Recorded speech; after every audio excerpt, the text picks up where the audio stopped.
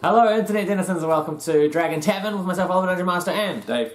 This is kind of reviewing and recapping and talking about the second issue of Vox Machina Origins, the wonderful comic book put together by some wonderful people. Which came out last week. Yes, we, I think, both have it on our phones and are longing for the day that it gets released in hard copy so that we can buy it. Yeah, we can buy it, and whoever buys it first will be that person will be stealing it off. Yeah, exactly. Plus you get a bit of bragging rights if you get it first. Yeah, so as we did with our first episode, we're going to speak in very general terms at first, and then we'll put up the spoiler tag and actually go through what actually happened in the issue and reveal a few things. Yeah. So first of all, in terms of who wrote and everything stays the same as the first issue, I should say, episode. Issue. Yeah. So Matt Colville and Matt Mercer are the ones that wrote it. I actually created the story, and Matt Colville was the one that actually scripted it. And then Olivia Sampson was the one that did the ink and pencil. Yep. And Chris Northrop was the one that did the wonderful job of colouring. Yes, and as per which is very common during an arc, that there's a different cover artist that comes in. So that's the only real change here. Nick Rhodes. I'll put Nick Rhodes, Deborah Handler did that last week's, but I'll put a link down below to his stuff and go support them. Yeah, because it's really well done.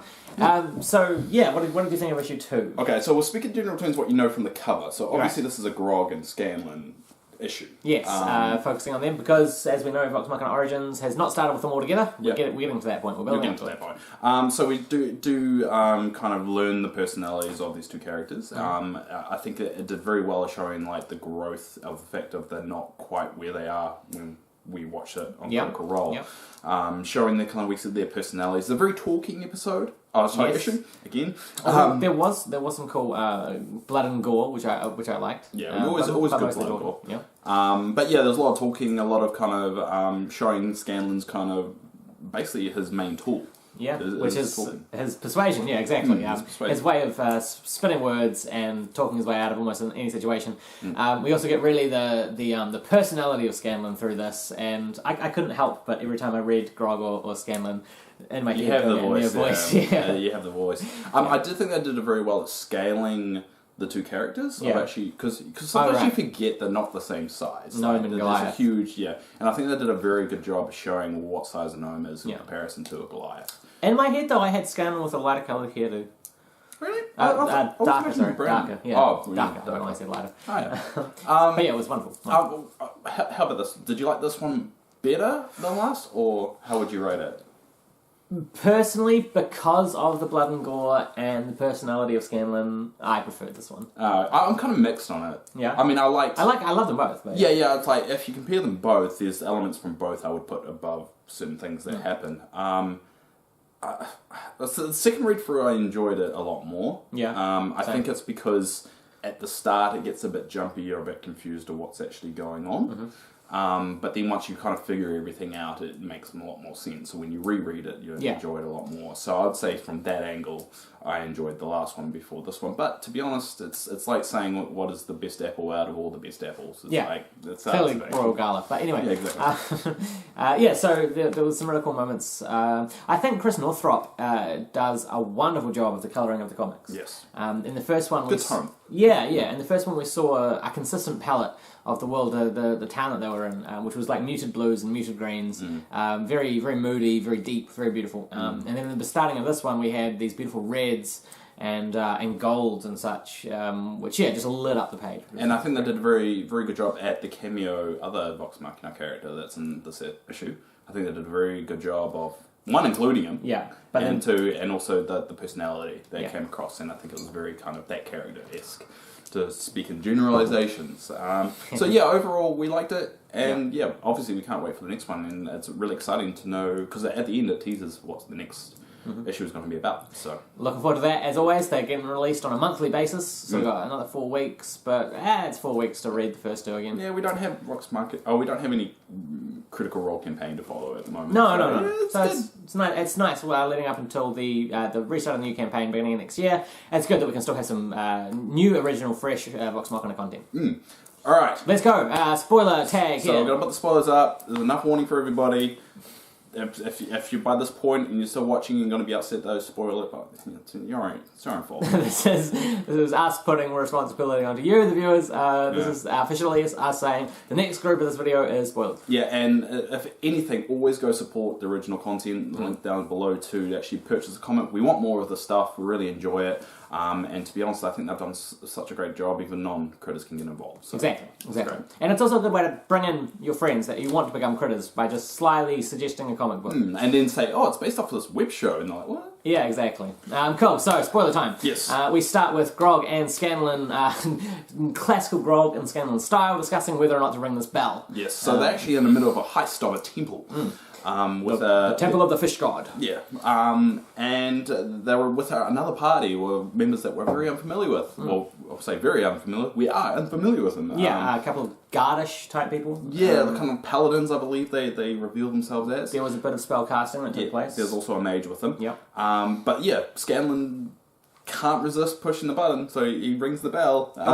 Grog is like, Scanlan, don't you ring that bell. And Scanlan goes, but what if it summons a monster that has more loot? And he goes, alright, go on. Yeah. I don't think it's Grog that says it. I think it's someone in the background, one of his other party members. Oh, okay. And they say, don't ask Grog. And then ding ding ding, he rings the bell, lights candle, and the thing leaps to life and shouts, Mulra. Yeah, it turns from like a rock to a frog. Yeah. Like I think it's a toad. It would be a toad, yes. Yeah, it would be a toad. Shape. Yeah, it turns into a massive toad, and it starts attacking, and then they work out that the fish temple that they're built on, that they're in right now, is actually built on top of a frog temple. Yeah. And just chaos assumes of the cultists and the shaman that they're kind of robbing against. Just fighting happens. And basically, the next thing that happens is they run out of the room going, the fish god is angry with the mother god. And it's like, what? Yeah. I think he said the wish is made of the Moraga. That was good humor. Yeah.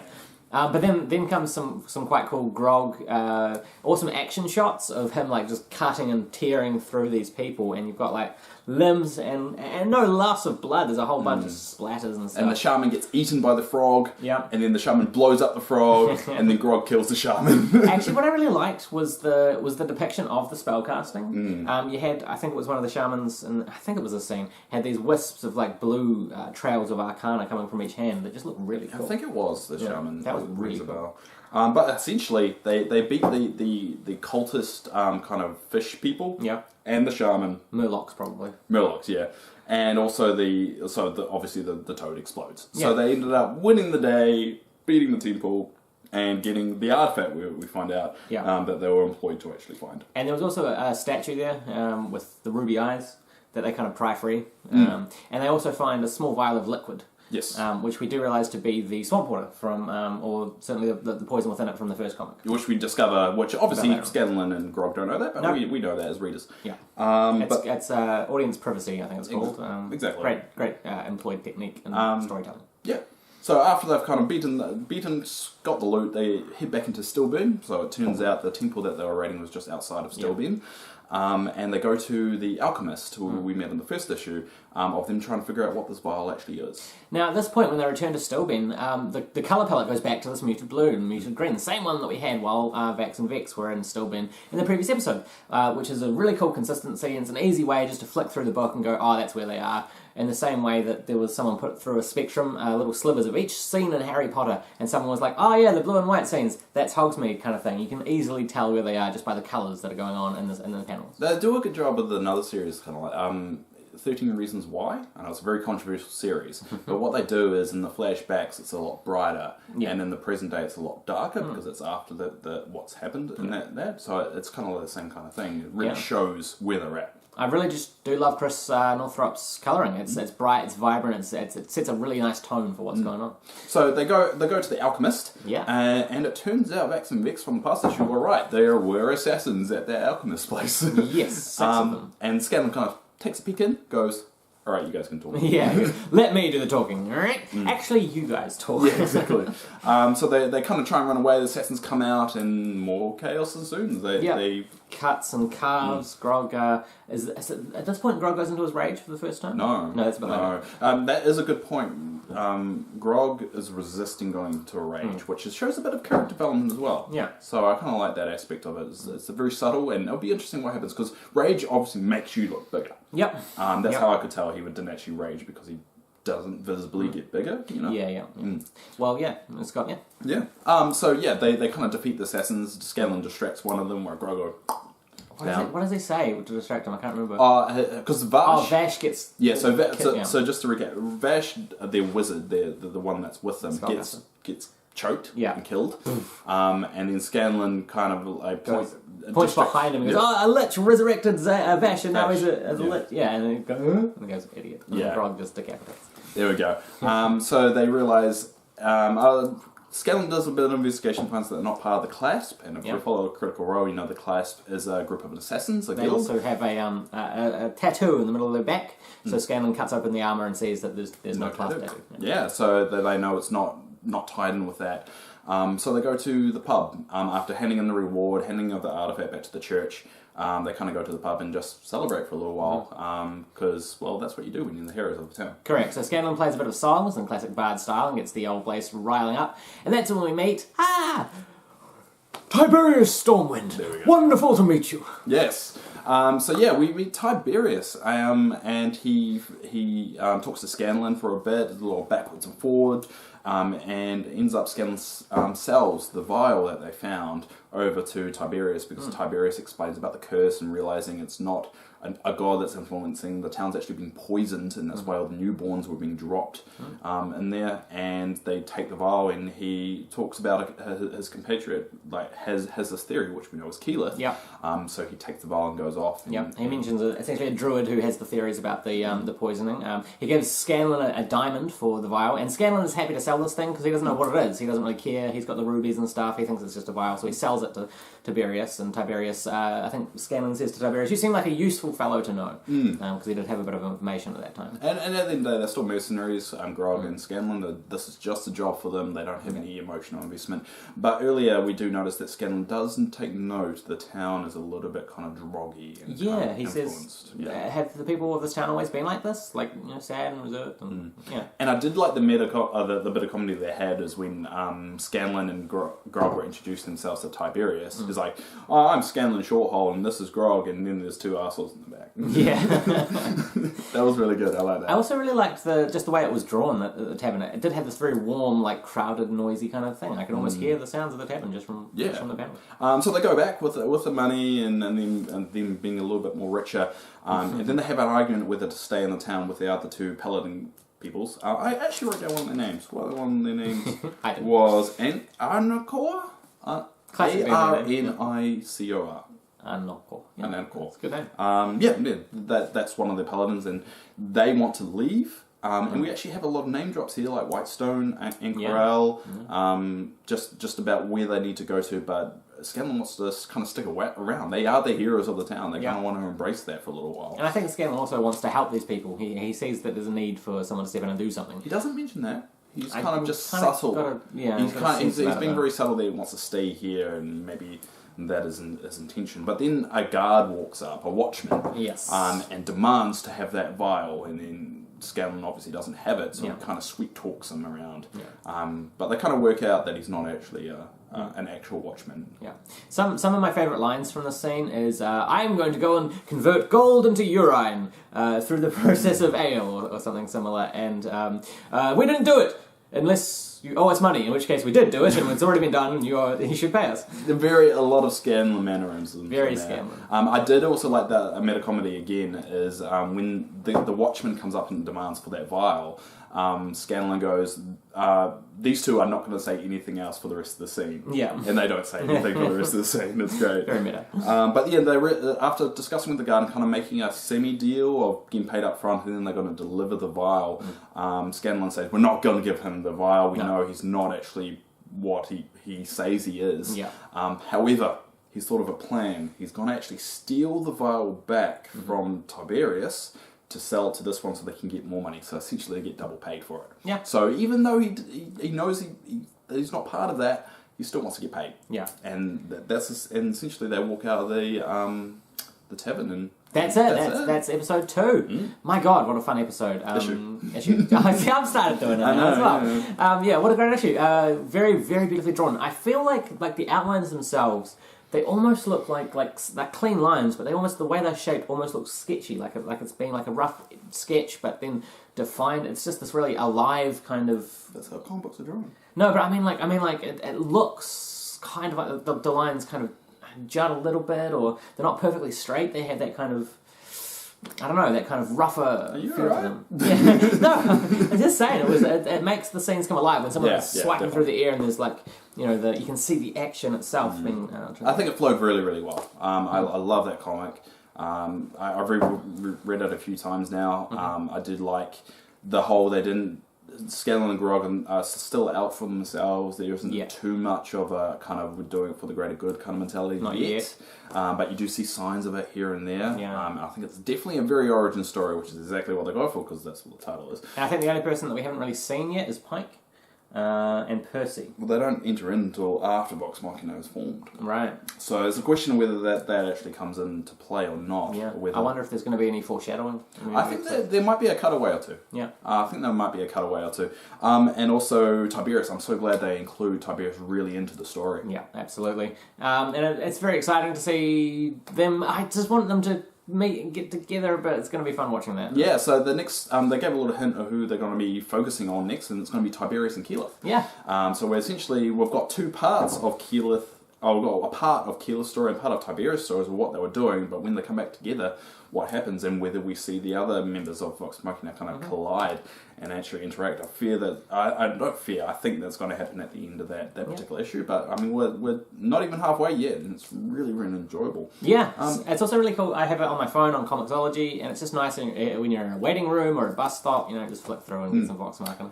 So our new segment that we're going to be doing is actually references that are inside of the issues. Because there's been quite a few references to other stuff, other comics, and that kind of thing that have been hidden in. Other pop culture and outside of Critical Role, other D&D things. Yeah.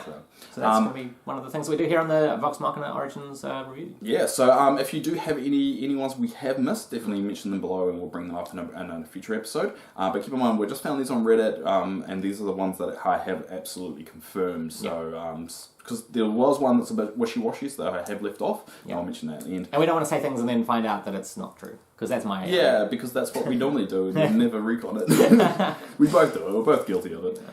So yeah, one of it is the Advanced Dungeons & Dragons cover.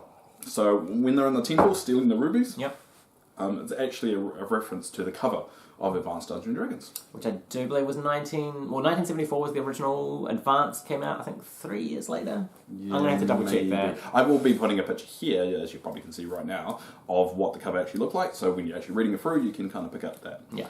There's also a Rat Queens reference. The actual cast of the Rat Queens are actually in the tavern while Scalan's singing. Rat Queens, for those of you who don't know, is essentially a D&D style comic book. Very, very, very cool. If you're into female heroes who are very strong and don't subscribe to that bullshit of damsel in distress, then go check that out. Yeah, and I've got the comic, maybe one day we'll do. Yeah, we were going to, and then I never finished it. Yeah, I still got it, because I got the first volume. So we might do an episode on that as well. And I think this is, would you say reading these comics now is inspiring you to read more comics? Yes. Yeah, there you go. So that's what we want. Now, I've actually bought a couple of Marvels on Comixology. Really? Well, got the free ones. Anyway. I bought them. No, I didn't. Well, I didn't actually. And there's also a song parody, which we always get with Scalan, so it fits the first issue that we have as a song parody. Do you know what the song was? No. The song was Gay Bar by Electric Six. Ah, great song. I want to take you to a gay bar. Yeah. Someone actually did a mashup of George Bush, lip reading of George Bush and Tony Blair when George Bush Jr. was in power, set to that, and they cut bits of his speeches to make it look like they were singing it to each other. It was really cute. Interesting. Yeah. But yeah, obviously he doesn't modify one of them saving the town. It's like, girl, we killed a fish god.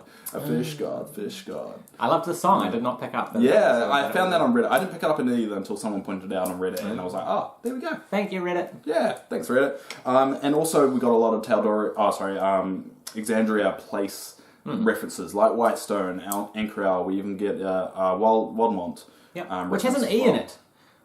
I don't know how to pronounce it. No, it's pronounced Wildmount. In my head, I never had the E after the D. Wildy Mount. Willoughby Mount. I don't know. But yeah, Tiberius mentions it because Dracona at this point is actually hovering above Wild Mountain. As only it gets pushed off and planted in the sea later on in the story.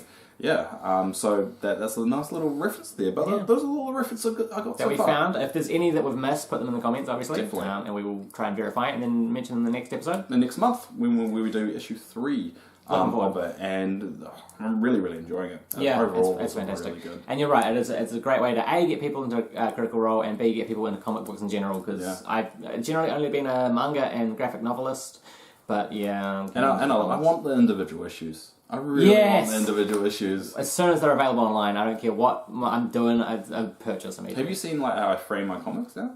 No. Oh yeah, I frame my comics on my wall, and I swap them once in a while. Collector. You can see some of my collection there. You can see a 3D printed Pikachu, all 4 zombie powders, which I picked up for $1 each at an op shop, was in mint condition. You're not supposed to say it. You're supposed to say you spent so much money. I did 104. I couldn't eat I was on ramen and ketchup in a box. Anyway, so if you did enjoy the comic and if you just want to put your thoughts, definitely leave it in the comment below. If you've got any questions for us, go ahead. We're actually really enjoying now. We're getting a lot more people commenting. Yeah. It's really fun to engage with people that actually watch this kind of stuff. Yeah. And if you actually want to contact us on a very regular basis, wherever we are, there's also a Discord. So the links are down below, and you can join our Discord. It's free. We can talk about this. Always in it, and Exactly. We talk about Critical Role in general, but we can also talk about the comic or anything that we post, our personal games that we have going. It's just if you want to come along with the ride that we're on right now, go ahead. So, that is it for this episode of Dragon Tavern. We had a great time reading and reviewing this, and thanks everyone out there that supported the channel. Until next time, I am Oliver Dungeon Master, and I'm Dave. Signing off. Bye. Was that too official? Like signing off with the whole A little bit. I'll see you next month.